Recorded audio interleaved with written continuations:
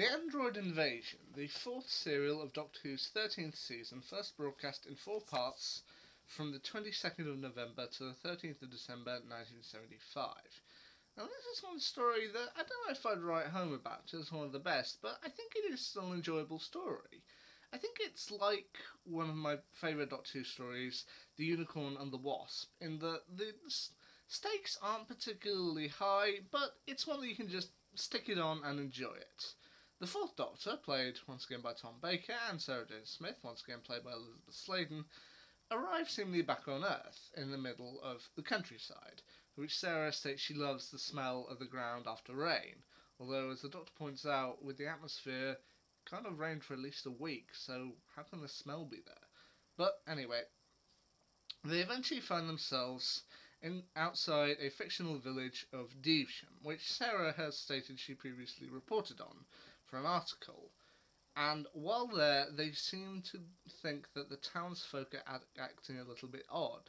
For example, we as the audience, and somewhat the Doctor and Sarah, can see them arrive sitting still on trucks, then get off the trucks, file into everywhere quite silently, and then just suddenly start up.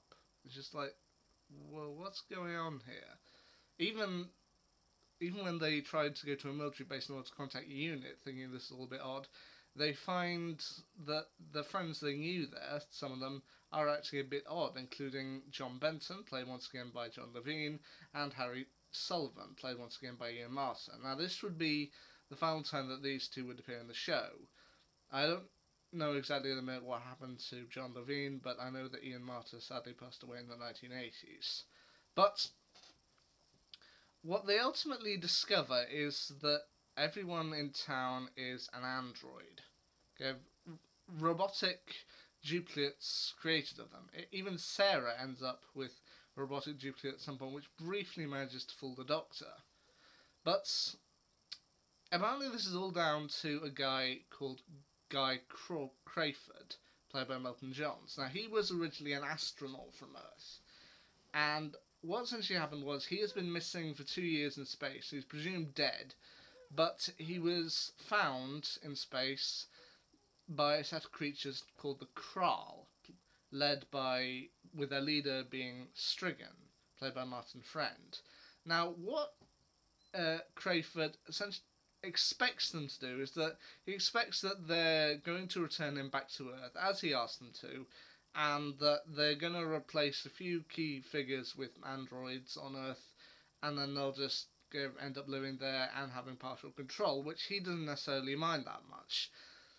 But what the Kral are planning is ultimately more sinister. Now, the Kral themselves, upon seeing the episode and upon seeing the story, there was one thing that I did think about them when I briefly saw part of them at the end of part 1, to which they seem to remind me of something from Star Trek. And looking it up, I do think they kind of bear a slightly more monstrous comparison to Worf from Star Trek The Next Generation. But honestly, I do think the design is cool. Now, what they ultimately plan to do, he thinks that they're going to replace a few key members of Authority with androids, and then they'll have partial control of Earth, and that'll be that. No, what they're planning is ultimately more sinister. They plan to release the androids, which will assume key figures of Authority, and then those androids will release a deadly virus. And they've tested this virus, and it will kill every single human on Earth in 3 weeks. Thus, the virus will kill every single human on planet Earth, and then they'll wait in their spaceship, wait until the poison has dissipated, which they've ensured it will, and then they can assume dominion over planet Earth. Just come in and claim it. Which, I admit, it's not some of the bigger plans, but it's rather effective.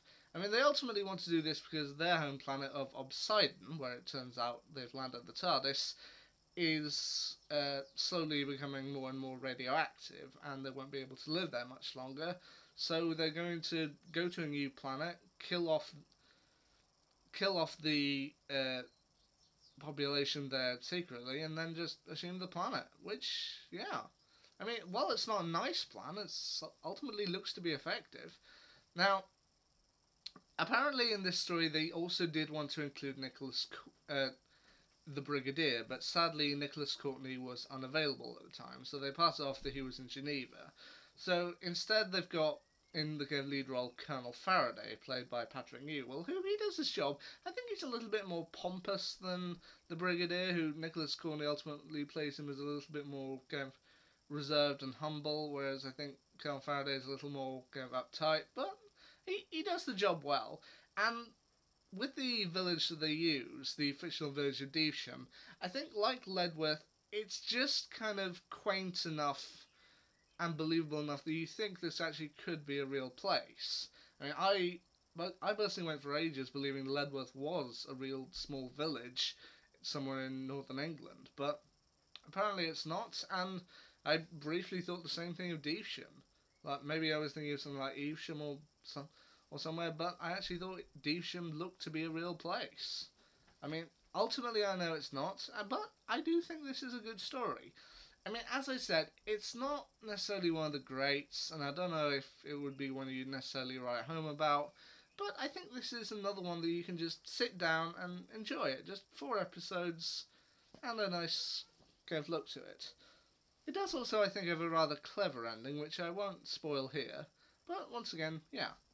Now, with that being said, there's only one Harry Sullivan episode or story that I still have yet to see, that being Terror of the Zygons, which, maybe not, I don't know, maybe I might check it out sometime, but if you just want something, a Doctor Who story from the 1970s that you can just enjoy without thinking too much about it, I'd say The Android Invasion fits the bill.